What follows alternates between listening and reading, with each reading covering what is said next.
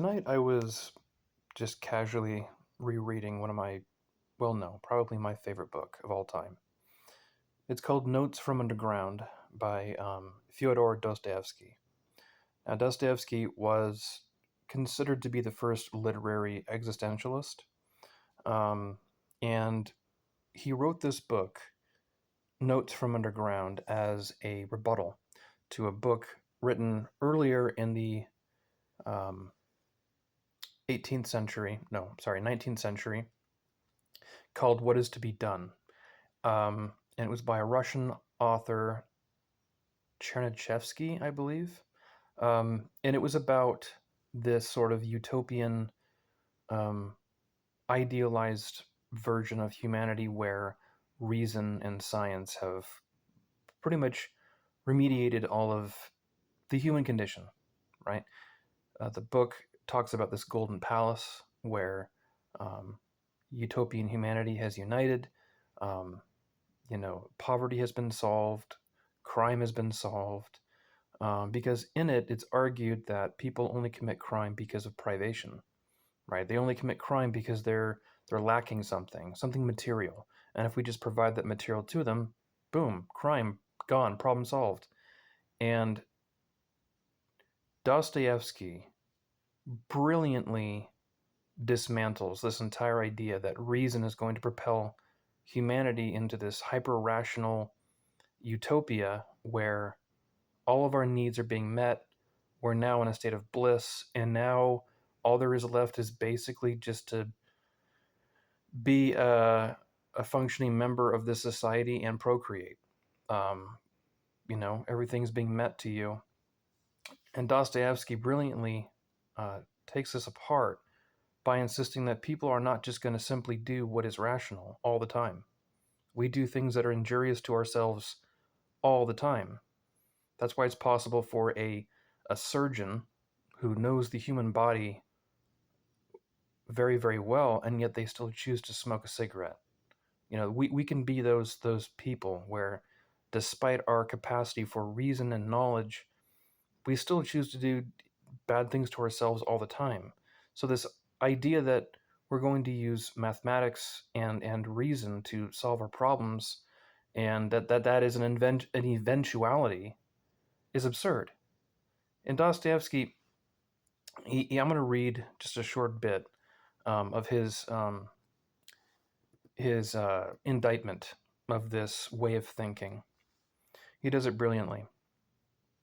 He says, "You see, gentlemen," and when he says gentlemen, he's talking to the Russian intelligentsia of the time. These people who are in the mid 19th century in Russia were kind of these new progressive thinkers who would later create what would be known as communism. So Dostoevsky is criticizing proto-communism and predicting what's going to happen 60-ish years before it happened, before the Bolshevik Revolution, and Dostoevsky saw it coming. So I'll continue reading. "You see, gentlemen, reason is an excellent thing. There's no disputing that. But reason is nothing. Sorry, but reason is nothing but reason and satisfies only the rational side of man's nature." Sorry, it's been translated a few times, and going from Russian to English is kind of awkward. While while will is a manifestation of the whole life, that is, of the whole human life, including reason and all the impulses, and although our life in this manifestation of it is often worthless, yet it is life and not simply extracting square roots. Here I, for instance, quite naturally want to live in order to satisfy all my capacities for life, and not simply my capacity for reasoning. Uh, that is not simply 1/20th of my capacity for life. What does reason know? And this is an amazing point he makes here. Reason only knows what it has succeeded in learning. Um, Sorry, I lost my place. And some things perhaps it will never learn. This is a poor comfort, but why not say so frankly? And human nature acts as a whole, with everything that is in it. consciously and unconsciously. And even if it goes wrong, it lives. I suspect, gentlemen, that if you are looking at me with compassion, you tell me again that an enlightened and developed man, such in short as the future man will be, cannot consciously desire anything disadvantageous to himself, and that can be proved mathematically. Another great point he makes here. I thoroughly agree it can by mathematics.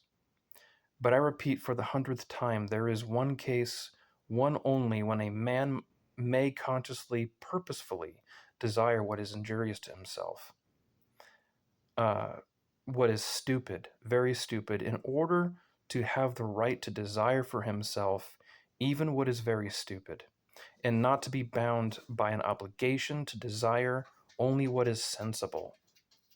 Of course, this very stupid thing, this caprice of ours, may be in reality, gentlemen, more advantageous for us than anything else on earth, especially in certain cases. And in particular, it may be more advantageous than any advantage, even when it does us obvious harm, and contradicts the soundest conclusions of our reason concerning our advantage.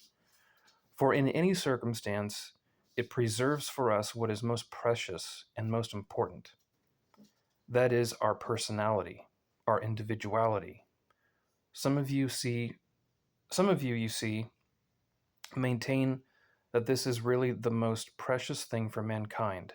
Choice can, of course, if it chooses, be in agreement with reason, and especially if this be not abused but kept within bounds. I'll stop there. But this idea that we're going to, using logic, reason, mathematics, science, that we're going to progressively march toward utopia where we have solved for the human condition. Dostoevsky, he goes on to later say that man will choose stupid things simply to prove a point that he is, quote, not the keys of a piano. And what he means by that is when you on a piano, when you strike a chord, it always makes that note. It will always make that note. It doesn't matter if you hit it. Doesn't matter how many times. It doesn't matter. It does. It's not like a human being where if the keys of a piano were a human being and you press that key, sometimes you might not get a sound at all. Sometimes you press it and you get, screaming in your face. It Human beings are not this reliable thing that will constantly always do what is expected of it at all times. There's days where we don't want to do anything. There's days where we want to curse at everyone. There's days where we're sad all day. We are these deeply irrational, contradictory creatures, and this idea that we're going to propel ourselves toward a communist utopia is absurd. It will never work because you would have to dissect human nature and remove individuality out of the person in order for a classless, stateless society to even be a possibility. So,